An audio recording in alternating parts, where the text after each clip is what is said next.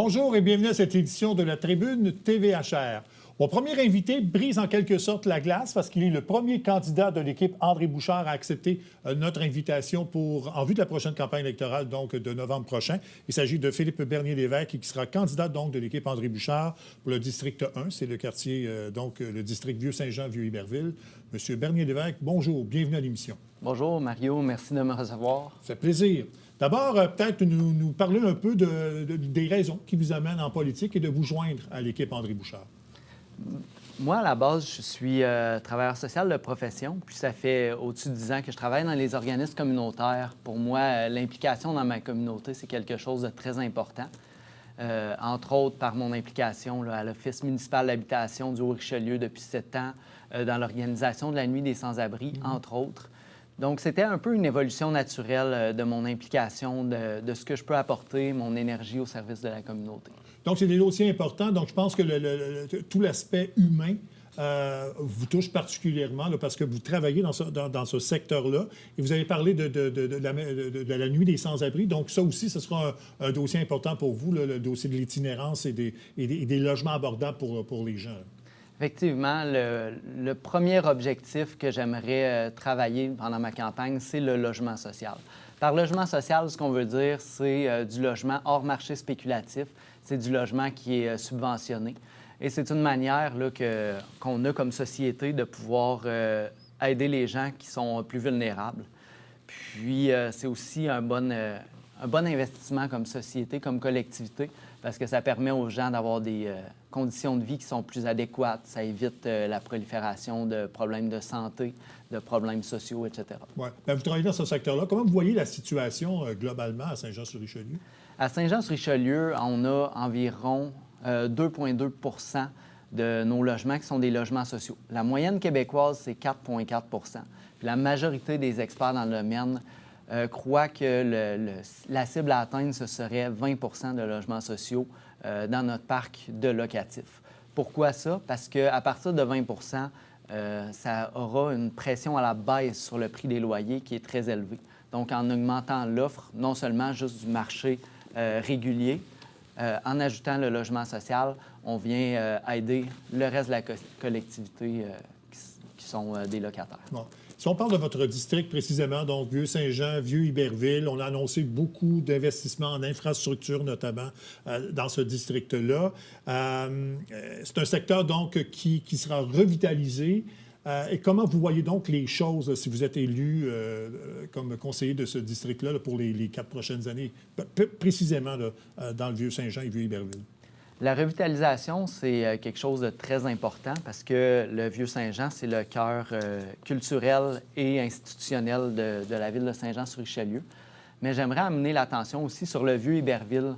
Il y a aussi des beaux commerces de proximité qui sont sur la première rue, sur la 2e avenue à Iberville. Puis c'est important de porter une attention aussi, que ce soit au niveau des événements à la vie communautaire du Vieux-Iberville, mais aussi pour ce qui est du mobilier urbain, excusez-moi. Par exemple, de rénover les rues, de continuer à amener les gens à visiter. D'ailleurs, ce sera un de mes chevals de bataille, de réussir à amener les gens là, à visiter le Vieux-Saint-Jean, Vieux-Iberville. C'est possible pour toute la famille de venir manger, de prendre une crème glacée, d'aller magasiner. Il y a plein de choses très intéressantes, puis c'est important que les citoyens se réapproprient là, leur centre-ville.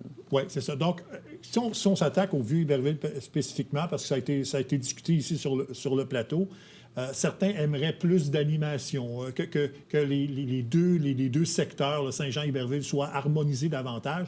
Ça fait partie un peu de votre pensée d'amener peut-être plus d'animation pour revitaliser un peu le Vieux-Iberville, que les gens ont tendance à venir dans le Vieux-Saint-Jean, mais moins dans le Vieux-Iberville? Ce serait important d'amener les événements à se passer dans le Vieux-Iberville aussi. Évidemment, là, le Vieux-Saint-Jean, il y a beaucoup de festivals. Il y a Sèvres, il y a la Boum de l'été, il y a Mon Vieux-Saint-Jean la nuit. Je sais que l'année dernière, la parade du Père Noël avait traversé le pont. C'est le genre de choses qu'on veut avoir parce que dans les quartiers du Vieux-Saint-Jean, Vieux-Iberville, il n'y a pas une grosse différence. C'est deux quartiers majoritairement résidentiel avec un mixte commercial, un petit peu d'industrie. La seule différence, c'est les institutions qui sont du côté du Vieux-Saint-Jean. Donc, il n'y aurait pas de raison qu'on ne puisse pas créer une ambiance et profiter de ce cœur historique-là de l'autre côté de la rive. Suffit que les gens traversent le pont, puis je pense qu'on peut s'organiser pour que ce soit agréable et que les gens aient le goût de le faire. C'est ça. Vous parlez d'aspect historique, évidemment, le quartier ici, un des aspects principaux, c'est la rivière Richelieu. Est-ce qu'il y a un plan? Est-ce que vous souhaitez qu'on développe davantage, qu'on fasse connaître davantage les bienfaits de la rivière dans un centre-ville? Parce que c'est très rare, une ville où on est peut-être une des seules là, qui peut bénéficier d'un plan d'eau comme ça, là, en plein milieu du centre-ville. Non seulement ça, mais le canal de Chambly, c'est une rareté. D'ailleurs, c'est le seul parc Canada au Québec. Puis, c'est important, oui, de le mettre en valeur. Puis, je crois que c'est important de démocratiser aussi l'accès à la rivière. Je ne pense pas en particulier au district 1, mais il y a plusieurs autres secteurs que ce serait intéressant de pouvoir amener les gens à en profiter de la rivière. Puis, je regarde les travaux qui ont été faits à la place publique, entre autres. C'est des travaux qui ont été planifiés beaucoup d'avance. Les travaux qu'il y a eu l'année dernière, c'était la deuxième phase d'une série de travaux qui ont été débutés lors de la construction du nouveau pont. Donc, évidemment, on va continuer de travailler dans ce sens-là parce que, oui, le canal, comme la rivière, c'est un joyau, excusez-moi. Puis, il faut continuer à l'exploiter et à le mettre en valeur. Bon. Il y a tout l'aspect du transport collectif aussi qui intéresse les gens. C'est important pour les municipalités. Qu'est-ce qu'on peut faire, en fait, pour améliorer la situation? Au niveau du transport en commun, premièrement, l'offre est insuffisante pour la masse de personnes qu'il y a à Saint-Jean-sur-Richelieu. Si on veut un service de transport en commun qui est fonctionnel, il faudra avoir des incitatifs pour que les gens l'utilisent plus. Puis quand les gens l'utilisent plus, il peut y avoir des autobus plus fréquents. On peut créer des nouveaux trajets. Je crois que le district 1 est quand même bien desservi, mais il y a quelques endroits dans la ville qui sont moins bien desservis. Et ça, c'est juste un aspect. Il y a d'autres possibilités. Par exemple, la bonification du réseau cyclable, parce que le cyclisme, ça peut devenir un moyen de se déplacer, pas seulement au niveau du loisir, mais au niveau fonctionnel. La marche, tout simplement. Puis, il y a un problème dans le Vieux-Saint-Jean. À l'heure de pointe, la rue Saint-Jacques, c'est très, très congestionné. Donc, c'est dans l'intérêt de tout le monde de bonifier le transport actif, collectif. Puis, j'appelle d'ailleurs les citoyens à l'utiliser quand c'est possible. Ouais. On sait que ce n'est pas toujours le cas. C'est ça. Mais évidemment, c'est un problème parce que les municipalités disent qu'ils sont souvent sous-financés au niveau du transport collectif. On doit faire avec les moyens qu'on nous donne. Mais il y a sûrement une façon, d'après vous, là, de faire en sorte que l'offre soit bonifiée. Bien, écoutez, les municipalités ont de l'argent pour investir dans le réseau routier, les services qui sont pour les automobiles, etc. En densifiant la ville, premièrement, ça va venir diminuer la portion de l'assiette qui est investie au niveau des services pour l'automobile, les routes, etc. Puis, si on a l'argent pour investir dans ces infrastructures-là qui sont très coûteuses, on a les moyens aussi de prioriser des moyens alternatifs. Ouais. Je pense aussi à Communauto qui pourrait arriver là, dans les prochaines années. Bon, vous avez parlé des pistes cyclables. Plusieurs personnes souhaitent que la piste cyclable, en fait, que les pistes qu'on a actuellement soient reliées entre elles. Ça aussi, ça fait partie, j'imagine, de votre réflexion pour améliorer cette mobilité-là à Saint-Jean? En ce moment, les pistes cyclables, on a plusieurs exemples dans la ville de modèles de pistes cyclables qui sont très fonctionnels, agréables. Si je prends l'intersection du boulevard Saint-Luc qui a été rénovée en ce moment, on a une section de la piste cyclable qui est séparée de la route. On diminue les points de conflit avec les automobiles. C'est plus sécuritaire pour tout le monde. Et je pense aussi aux bolards qui sont mis tout le long de la rue Champlain. Quand on parle de pistes cyclables qui sont seulement des lignes peinturées sur le sol, oui, c'est un bon pas dans la bonne direction, mais ça reste qu'on a des points de conflit entre les véhicules, le cyclisme. Puis si on veut promouvoir le cyclisme, il faut que ce soit agréable. Puis il faudrait qu'on soit capable d'avoir confiance qu'un enfant peut se promener dans les rues de la ville sans risquer de se faire frapper, par exemple. Oui. Ça, c'est une volonté de votre chef, c'est de verdir davantage Saint-Jean-sur-Richelieu. Il y a eu un plan récemment qui a été dévoilé là-dessus. Donc ça aussi, j'imagine que ça fait partie de vos priorités, là, de verdir davantage Saint-Jean-sur-Richelieu. Puis verdir les quartiers, oui, c'est une belle addition à la qualité de vie des gens, mais c'est pas seulement à propos de ça. Je vais vous donner 2 exemples au niveau des changements climatiques. Le verdissement, la canopée, entre autres, c'est la superficie du territoire qui est couverte par les feuilles des arbres. Ouais. C'est un très bon moyen de lutter contre les îlots de chaleur. Les îlots de chaleur, c'est des zones de la ville où il y a beaucoup de béton, d'asphalte, où il y a plusieurs degrés de plus élevés que les quartiers à côté. Et ça met à risque la santé des personnes vulnérables, que ce soit les personnes âgées ou les tout-petits. Une autre bonne raison d'investir dans le verdissement, c'est que présentement, on investit beaucoup dans les infrastructures pour gérer l'eau. Mais quand il y a des gros orages, des grosses précipitations, d'avoir des surfaces qui sont moins minéralisées, d'avoir des espaces verts, ça permet au sol d'absorber l'eau et ça risque de réduire les infiltrations d'eau dans les maisons. Bon. J'en ai fait mention au début, mais j'aimerais qu'on précise plus cet aspect-là. Bon, je vous ai posé la question pourquoi vous lancez en politique, mais pourquoi précisément vous joindre à l'équipe de Mme Bouchard? André Bouchard, c'est une personne que je connaissais déjà avant, mais pas personnellement. Puis, quand on m'a approché pour me lancer en politique, évidemment que d'améliorer ma communauté, c'est quelque chose qui m'appelle. Mais pourquoi André Bouchard? Puis, au fil de nos discussions, j'ai trouvé qu'on avait beaucoup de valeurs en commun. Puis, je pense qu'André, c'est une personne avec un leadership qui est rassembleur, dans le sens que c'est une personne qui est à l'écoute des citoyens, qui est capable d'être flexible. Mais c'est quelqu'un aussi qui est capable de se mobiliser puis de se battre pour les causes importantes. Je prends l'exemple de l'opus 96 du REM. André a cogné à toutes les portes partout dans les ministères, les organismes paragouvernementaux pour essayer de revendiquer ce transport-là qui est très pratique pour les Joannais. Donc, moi, c'est vraiment le style de leadership qui m'a rejoint, ainsi que les valeurs humaines, sociales et de prospérité économique aussi, mais pour tout le monde. En 1 minute, comment vous voyez Saint-Jean-sur-Richelieu pour les 4 prochaines années si vous êtes élu au Conseil? Saint-Jean, ça devrait être un pôle régional au milieu de la Montérégie, que ce soit pour les événements, la culture, le commerce. C'est important de garder ça en tête. Puis, pour ce qui est du Conseil de ville, c'est important pour moi de ramener la confiance du public en les institutions.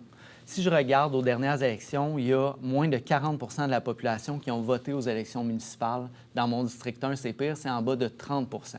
Ça montre un désintérêt, puis pour moi, c'est quelque chose qui n'est pas acceptable.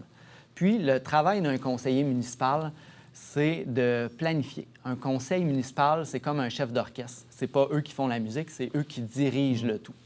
Donc, le but, c'est pas de faire de la microgestion. On ne peut plus gérer la ville comme si c'était un village. On est 100 000 habitants. Ça prend un conseil qui est professionnel, qui est rigoureux et qui ne fait pas de la microgestion. Donc, notre travail, ça va être de planifier pour que le développement de la ville soit harmonieux et à l'image de ses citoyens.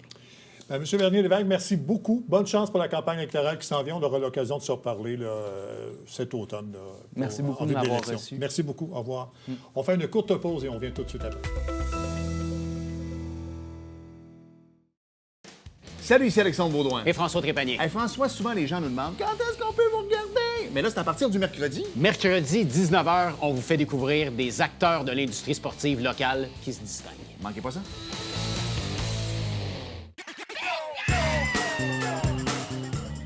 Le temps adepte du bingo, Télébingo vous permet de jouer dans le confort de votre foyer. 4 500 $ en prix à gagner. Et pour ce faire, vous devez vous procurer un livret comme celui-ci au coût de 9,50 $ chez l'un de nos détaillants, dont la liste apparaît sur notre site internet tvhr9.com. Donc, c'est un rendez-vous dimanche matin 9h30. Télébingo. Bonjour, ici François Trépanier. Je vous donne rendez-vous tous les jeudis 17h pour l'émission La Vitrine, où je vous fais découvrir des gens de la région qui se distinguent. À bientôt.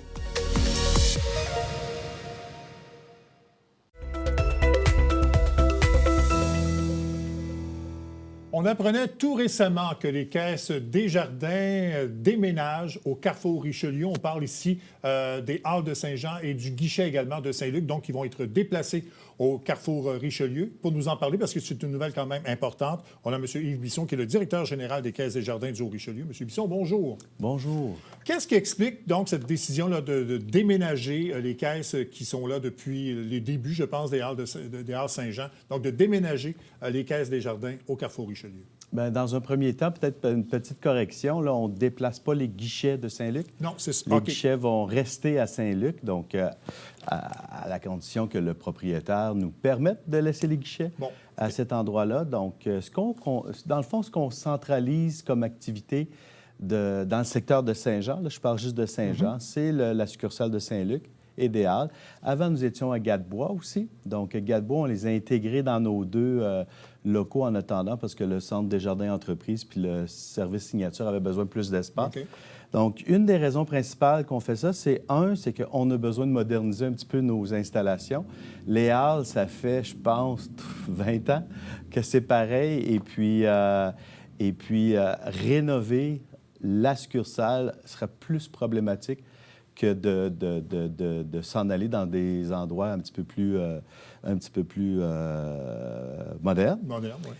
Et ici, on regarde un petit peu la configuration du secteur Saint-Jean. Quand je parle de secteur Saint-Jean, les gens qui restent derrière le Pasquier, etc., venir aux Halles, c'est loin, hein, parce que là, il faut qu'ils longent tout le boulevard. Alors que si on est au Carrefour, on est aux axes importants de l'autoroute, aux accès, stationnement ample, et aussi tous les circuits d'autobus aussi passent par le Carrefour Richelieu. Donc, en fait, vous vouliez centraliser les activités des caisses Desjardins pour rendre ça plus accessible à la population, dans le fond, c'est ça? Tout à fait. Donc, c'est une des raisons parce que quand on a délaissé le service caissier à Saint-Luc, même les gens de Saint-Luc qui restent dans le fond de Saint-Luc, je dis le fond de Saint-Luc, pour moi, c'est pas loin, là, mais il reste quand même qu'on est habitué. Alors que là, on va être un petit peu plus central, dans des endroits un petit peu plus modernes, très modernes d'ailleurs. Et puis, nos objectifs, c'était de laisser dans le secteur des Halles présentement nos 3 guichets automatiques parce qu'on peut justifier les transactions. C'est dépendant de la volonté des bailleurs. Est-ce qu'on reste là ou est-ce qu'on reste on va dans un autre secteur? Bien, ça sera à décider là, avec les négociations. OK. Mais ce qu'il faut, on va rassurer les gens tout de suite, là, on diminuera pas les services au niveau des guichets en raison de ce déménagement-là. Là. Non. Au contraire, on garde la même quantité de guichets automatiques. C'est juste qu'il va en avoir plus, par contre, au Carrefour, parce que l'espace va nous le permettre. Donc, ça va nous permettre de possiblement relocaliser certains guichets qui étaient près de là. Parce que vous vous rappelez, hein, le seul secteur caissier qu'il y avait, c'était aux Halles. Et il y avait des guichets un petit peu partout sur le territoire. Oui. Là, en rapprochant 4 guichets dans le secteur du Carrefour, bien, c'est possible que les guichets qui sont à proximité déménagent vers le Carrefour. Mais il y aura le même nombre de guichets. Oui, exactement. Les guichets, on doit s'ajuster avec le temps. Je ne vous cache pas qu'ils sont en décroissance importante. Hein. Tout le monde achète un café maintenant avec son téléphone, etc. Donc, on voit la diminution importante de nos transactions au niveau de nos guichets automatiques. C'est pour ça qu'on a enlevé les guichets automatiques un petit peu où est-ce qu'il y en avait un. Des fois, il y en avait un tout seul. L'achalandage ne le justifiait pas. Okay. Donc, en étant concentré, je ne vous cache pas aussi que j'aime bien avoir mes guichets près de ma succursale, puisqu'on a des enjeux d'itinérance l'hiver, des enjeux de vandalisme, etc. Donc, regardez celui sur Mère Marcille, ça fait 3 fois qu'il se fait vandaliser que je dois le fermer. Donc, en étant plus proche, meilleur contrôle des airs, etc. Donc, ça rend un petit peu la dynamique plus facile pour nous. Et pour bien situer les gens, là, ça sera situé où exactement dans le Carrefour Richelieu? Pour tous ceux et celles qui connaissaient l'ancien Crunch, le gym, l'ancien Crunch, bien, ça va être dans l'ancien local du gym. OK. Donc vraiment près du Winners puis du Dooley's, dans ce secteur-là, sur ce côté-là du centre d'achat. Parfait. Est-ce que ce sera plus grand? Oui, c'est ça. Ouais, 12 000 pieds carrés. Donc, on va avoir 12 000 pieds carrés. L'ensemble de nos conseillers vont être aussi installés pour toutes les succursales de Saint-Jean, là. On ne touche rien avec le centre de service Iberville. Donc, finalement, je finis avec 2 grands flagships à Saint-Jean, celui d'Iberville et celui du Carrefour. Bon. Mais en résumé, là, pour conclure un peu ce dossier-là, il n'y aura pas de diminution de services à la population. Le nombre de guichets va rester comme ça. Les gens vont pouvoir avoir les mêmes services qu'avant, lorsque Desjardins était situé au Hall. Oui, puis je vais être transparent avec vous. La seule chose qu'il n'y aura pas au Carrefour, c'est les coffrets de sûreté. OK. Les fameux coffrets de sûreté, mais ils seront disponibles à Iberville. Puis, je ne peux pas faire une promesse qu'il n'y en aura jamais de retrait de guichet automatique parce qu'à mesure que le comportement de nos consommateurs va évoluer, aujourd'hui, on fait des renouvellements hypothécaires en ligne maintenant. On achète nos fonds, on achète nos épargnes en ligne, etc. Donc, on s'ajuste. Puis, on s'ajustera aussi avec la quantité de nos guichets automatiques. Mais pour l'instant, le déménagement ne ferme pas de guichets automatiques. Ils ont été annoncés. Ceux qui ont été annoncés, c'est ceux qui vont être fermés avec le temps. Bon, parfait. Donc, c'est une espèce aussi, on en profite pour s'ajuster un peu à l'activité numérique que les gens font de plus en plus. Oui, ça et aussi toute l'activité de la dynamique du télétravail, parce que de plus en plus, on a des employés qui font du télétravail. Et je me retrouvais avec 3 succursales, des fois, avec peu de gens. À des moments précis dans la journée. Donc là, en étant concentrés tous dans une succursale, je vais pouvoir avoir, à cause du télétravail, je vais pouvoir avoir quand même un nombre critique de personnes là, dans chacune de mes 2 succursales. Et l'échéancier, c'est automne? Automne, donc on dit l'automne, donc on espère que ça soit avant décembre. Donc mon vœu, c'est qu'on soit là pour Noël, notre cadeau de Noël, donc c'est le vœu. Donc c'est des endroits super le fun, super bien aménagés, très... zen comme look maintenant. Donc, on sait que quand on va au Hall, ça fait à peu près 20-25 ans que c'est le même ton de bois, etc. Donc, ça va être une belle succursale, puis à la fois plaisant pour les employés, puis plaisant aussi pour nos membres. En fait, mais on peut dire quand même que c'est une page d'histoire qui se tourne, là, parce que Desjardins et les Halles, c'est un peu associé. Donc, c'est une page d'histoire. Hein? En effet, oui. Bon. On va parler de d'autres choses, parce qu'il y a eu l'Assemblée générale récemment. Vous avez annoncé une croissance d'un peu plus de 8 Peut-être nous expliquer un peu là, ces chiffres-là dans le contexte actuel, et qui est un contexte assez particulier. Bien, c'est clair que là, on parle de l'année 2024. Hein? Donc, là, on s'en va dans un contexte qui risque d'être un petit peu plus difficile avec le contexte économique. Oui. Donc, belle croissance au niveau des hypothèques, puis belle croissance au niveau de notre épargne. Donc, c'est 8 de croissance. On est rendu à 7 milliards, 7,3 milliards de volume d'affaires. C'est quand même, on figure parmi les top 10 caisses au niveau de Desjardins. Donc, c'est une belle marque d'appréciation de nos membres qui utilisent leur coopérative de façon importante. Saint-Jean, c'est quand même 52 000 membres particuliers, puis un autre... au total, on est à 62 000, là, donc on fait les 2 chiffres. Donc, 62 000, c'est une population de 120 000. C'est quand même dans la grande MRC au Richelieu, c'est quand même positif. Donc, on est très content de ces résultats-là. Donc, 8 ça se compare aux bonnes années On est un petit peu plus élevé. En 2024, on a même? connu une année encore plus intéressante. Présentement, c'est ce qui est drôle à dire, c'est qu'on a déjà atteint nos cibles hypothécaires en date d'aujourd'hui pour l'année. Donc, même le marché hypothécaire va quand même relativement bien. On s'attend peut-être à un ralentissement un petit peu, mais l'épargne, elle, quand on est dans un contexte économique incertain, les gens arrêtent de dépenser puis ils économisent plus. Donc, au niveau de l'épargne, ça va très bien. Bon. Évidemment, il y a tout le contexte avec les États-Unis. Les gens ont des craintes au niveau financier. Bon. Comment on voit 2025, là, parce que, bon, vous avez passé à travers la pandémie, ça a été une situation particulière. Là, on vit une autre façon là, avec ce qui se passe donc de l'autre côté de la frontière. Comment vous voyez 2025? C'est drôle parce que j'aurais tendance à vous dire que, n'eût été du fait que les résultats sur lesquels on travaille présentement, comme je dis tantôt, on a atteint déjà la cible hypothécaire en date d'aujourd'hui pour l'année au complet. Moi, je m'attends à un certain ralentissement. Peut-être, c'est pas une question que les gens ont perdu leur emploi, etc., mais c'est une question que les gens font peut-être un petit peu plus attention. Oui, on regarde un petit peu au niveau du marché immobilier. Bien, avant de me lancer dans une nouvelle propriété ou une plus grande, je vais peut-être m'attendre un peu. Donc malgré en fait, on est plus sensible à notre budget là, tout actuellement. Tout à fait, parce que juste dernièrement, les soubresauts que M. Trump fait en sorte que le taux obligataire de 10 ans a augmenté. Ce qui met de la pression. Donc, le coût des fonds des institutions financières augmente. Puis, à notre grande surprise, le taux hypothécaire a augmenté un peu. Dans un contexte de récession potentielle, hein, parce que là, on nous dit que le 2e puis le 3e trimestre vont être de récession. Généralement, on a une diminution des taux, mais c'est ce que Trump fait au niveau des marchés internationaux pour les capitaux qui fait que, oups, on va peut-être avoir une stabilité plutôt de nos taux que d'une baisse. Mais ce que fait la Banque du Canada en maintenant le taux préférentiel assez bas, donc ça doit quand même Ça doit aider quand dans ces même circonstances-là. aider, puis je vous dirais qu'il y a de la place peut-être, il y aura peut-être de la place pour le diminuer encore davantage. Donc, c'est pour ça que les gens aujourd'hui sont incertains. Est-ce que les taux vont descendre encore plus bas? J'attends-tu un petit peu avant d'acheter ma propriété? Donc, c'est des facteurs qui sont importants à prendre en considération. Puis, il y a quand même beaucoup de place à de la croissance, là. On le voit, là, Saint-Jean recommence à construire avec des projets qui sont importants. Ouais. Donc, on veut profiter de cette croissance-là. Tout à fait. Et les chiffres que vous avez présentés, j'imagine que ça aide aussi parce que vous êtes beaucoup impliqués dans la communauté. Vous remettez des bourses, vous commanditez des événements.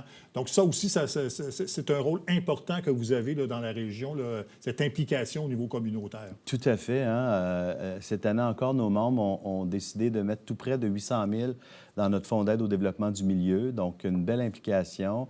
Un total de 6,2 en ristourne et fonds d'aide au développement du milieu. C'est quand même, il n'y a pas une institution financière qui fait ça à Saint-Jean ou au Québec. Donc, c'est quand même plaisant. Puis, on encourage, on soutient beaucoup des causes qui sont importantes à nos yeux, entre autres, tout le volet de l'éducation, la formation, les bourses, hein, vous l'avez parlé. Même les enseignants, avec une activité qu'on a faite là, avec les fonds Desjardins pour accompagner les professeurs qui veulent faire des initiatives dans leur classe, des projets. Oui, d'ailleurs, il y a un gala à tous les... Exactement. Bien, ça, c'est notre deuxième année cette année. Le gala a super bien été. On a même le logement abordable. Nos membres nous ont dit de regarder le volet de logement abordable, le logement social, voir qu'est-ce qu'on pourrait faire dans cette incidence-là. On a rajouté un nouveau qui est la relève entrepreneuriale. On sait qu'il y a beaucoup de transferts d'entreprises. Comme on est capable de jouer un rôle là-dedans, il y a le volet environnement, puis entre autres, tout le volet de la santé et le mieux-être. Donc ça va continuer. Nos membres, chaque année, disent oui au montant qu'on investit. Puis on va être là, on va être présent. C'est une belle façon. Puis moi, je dis tout le temps, hein, moi, je suis rien que le porte-parole de ces gros projets-là parce que c'est nos membres. C'est grâce à nos membres qu'on est capable de faire ça. Ouais. Bien, M. Bisson, merci beaucoup d'être venu nous expliquer un peu tout le cheminement derrière les nouvelles installations donc, au Carrefour Richelieu, donc d'ici Noël probablement. Donc, on pourra aller faire nos transactions maintenant. Tout à fait. Donc, merci beaucoup. Bien, merci beaucoup d'avoir accepté l'invitation. Plaisir. Voilà, ça complète pour cette édition de la Tribune TVHR. J'espère que ça vous a plu. Mesdames, Messieurs, à la prochaine. Au revoir.